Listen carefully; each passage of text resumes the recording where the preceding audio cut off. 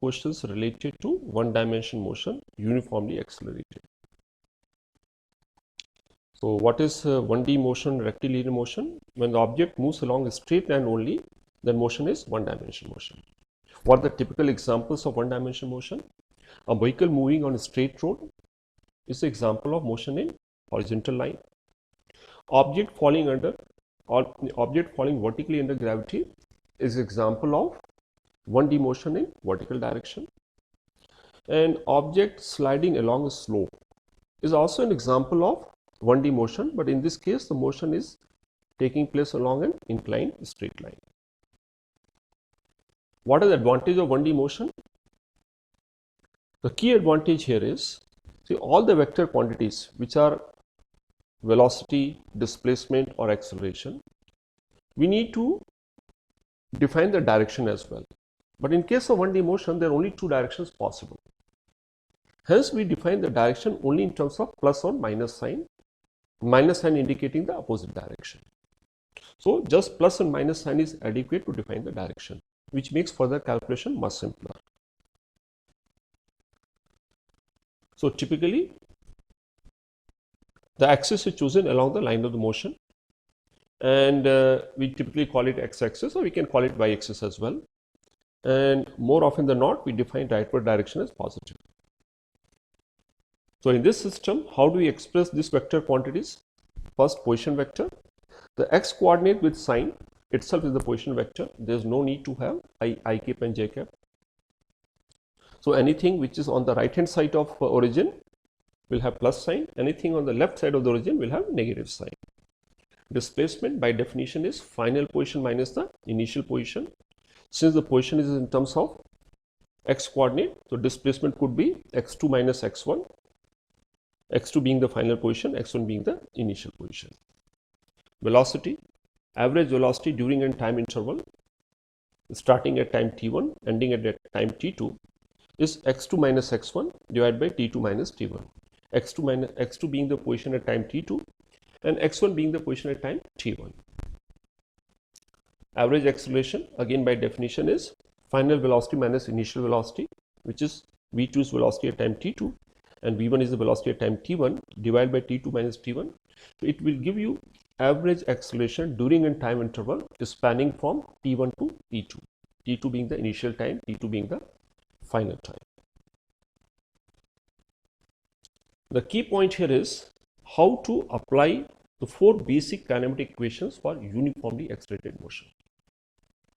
First point, whenever we solve the questions, either we draw a simple diagram or you visualize the diagram. So in all such cases, object under motion, you visualize just like a point. So even though the motion may involve motion of a car, but when we draw a diagram or when we visualize the question, we visualize the position of the object as a point. Then all equations are applied to 2 points. What are those 2 points? Object's position at 2 instances of time. So all these equations are pertaining to 2 different instances of time. And before we start solving the question, we must define which direction is to be taken as positive. Anything opposite to that is taken as negative. Hence, all the vector quantities u, v, a and s, we must express as positive and negative to define direction based on the sign convention we have chosen or we have defined. So all u, v, a not in form of a, I cap and j cap. All these vector quantities are expressed, direction is expressed in terms of plus or minus.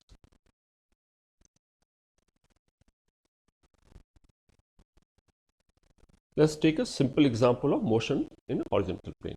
Just visualize there is a car. The car starts from position of rest with a uniform acceleration. So it starts from A with uniform acceleration. For illustration, we'll take the acceleration to be, say, 5 meters per second square. So whenever we record motion, just visualize at the moment we start the car, we start a stopwatch also to record motion. So reading of the stopwatch when the car is at A, or when the car just started, t1 is equal to 0.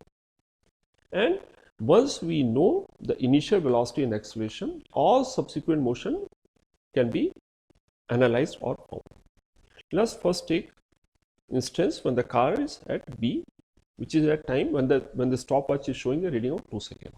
So basically B is the position of the car at time t is equal to 2 seconds. You want to find out what is the velocity at point B at time is equal to 2 seconds. In other words, what is the velocity 2 seconds after the car has started. To find the velocity at B, we'll apply the formula V is equal to U plus AT. Why? Because we need to find one velocity is known, second velocity to be found, and time duration is known. We'll apply this formula to which 2 points, point A and B, A being the initial point and B being the final point or final position. Hence, U becomes the velocity at A, which is 0, because since it is starting at rest, and V is the velocity at point B. We substitute this, and what is T2 minus T1? What is the value of T in this equation? T is the time duration between the final position and the initial position, T2 minus T1, which in this case is 2 seconds. We substitute these values, we easily find the speed of car or velocity of the car after 2 seconds will be equal to 10 meters per second. Let's continue further. So the car is moving with the constant acceleration. At some point, its speedometer is showing a reading of 20 meters per second. So it is traveling an distance of at that instant at 20 meters per second, and position is C. We want to find out what is the distance BC.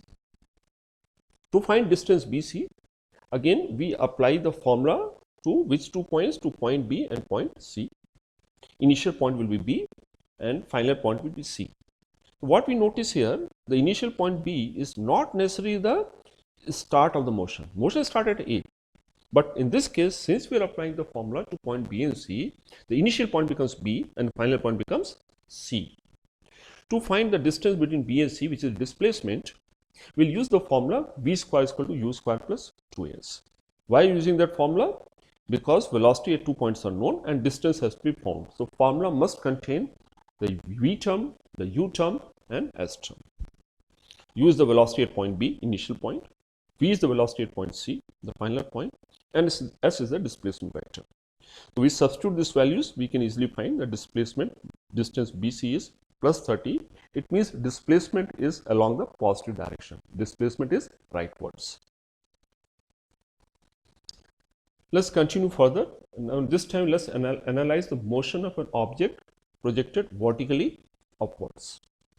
So what we see here, a particle is projected from A, but that is top of a building of height h. So when we, what kind of motion an object will have when you throw a ball up or when any object is projected vertically upwards? It will gradually slow down till it comes to a momentary stop, and then it will start falling downwards with increasing speed. Again it will pass through the point A, original point of projection, and keep moving further downwards. So again in this case, let's understand what the point C is. See what we see from here, it keeps moving up, it comes to a point C, which is point of momentary rest. So C point is the highest point, it's a point of momentary rest, and that's the point where the direction of motion changes. So at point A, I know the initial velocity, I know the acceleration. These two information is sufficient to find the details of any subsequent motion till it hits the ground. Because the moment it hits the ground, the acceleration changes. So any point between A and E, any information related to its motion can be found. So we'll examine the motion for 4 points, point B, C, D and E. Let's begin. So let's say there's a point B which is a height h. I want to find out what is the velocity when it reaches a height h above the point of projection. That is velocity at point B. To find velocity at point B, velocity at A is known, distance between A and B, AB is known. We'll use the formula V square is equal to U square plus 2AS. The two velocities are required and distance is given. We'll apply this formula to point A and B, A being the initial point and B being the final point. Hence U will be the velocity at A and B will be velocity at B, and S is displacement. Which vector? From A to B, upwards direction. When we substitute the values, we easily find the velocity at point B, which is V, is equal to square root of U square minus 2gh. I have not written the value, but V will be, from this equation we easily find out, will be U square minus 2gh. Why g is negative? Because acceleration is downwards, whereas we had chosen upward direction to be positive. U is positive, V is positive, both are in the upward direction. G is downwards, hence it is negative. Let's continue further. So we want to find out what is the maximum height it will reach. So object projected at the speed of u, what is the maximum height it will reach? So which point we are interested in? We are interested in point C, and we know at the highest point the speed will be, or velocity will be 0. So velocity at C is 0. We want to find out maximum height which will be equal to distance AC or displacement AC. Which formula do we apply? We are interested in displacement, hence I must use a formula which contains S. And since the velocity at the initial point and final point are known, I'll use the formula V square is equal to U square plus 2AS. I'll apply this formula to points A and C. A being the initial point, C being the final point. So what is V here? Velocity at C, which is 0. Velocity at A is U, so U square plus 2. Acceleration again is downwards, hence minus g. And what is displacement? Displacement is h max. We just substitute the values, we find the value of h max is equal to u square by 2g. So maximum height reached will be u square by 2g, which basically means if we double the speed, the maximum height will become 4 times. It varies as square of initial speed of projection. So we are also interested, if I throw an object up with the velocity v, how much time it will take to come back to me. So what is the time to return to point A, which is also called as time of flight at A. So for point A, what is the time of flight? If the vertical speed of vertical velocity of projection is u. So which 2 points I will choose for application of the basic formula? I'll choose 2 points A and D. Actually, D will coincide with A. Just for purpose illustration, we have shown as 2 lines. The 2 points are A and D.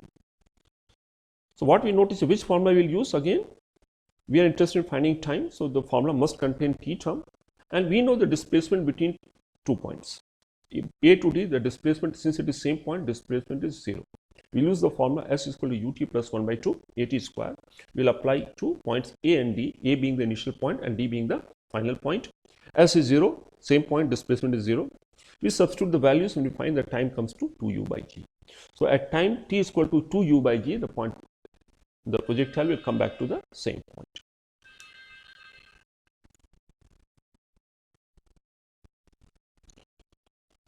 Further, we may also be interested what will be the velocity when it hits the ground. So which 2 points we can choose? We can also choose points C and E. Why I am choosing point C? The point C velocity is known and displacement from C to E is known. So I can apply the basic formula to points C and E. These are 2 points. Which formula I will use? Displacement is known and I have to find velocity, hence I have to use a formula which has V term and S term. The formula should be V square is equal to U square plus 2AS applied to points C and E. C being the initial point and E being the final point. Velocity at C is equal to 0. V is equal to, yes, V is the velocity at E which has to be found. We substitute these values and we can easily find the value of V will be equal to square root of 2g h max plus h. Thank you.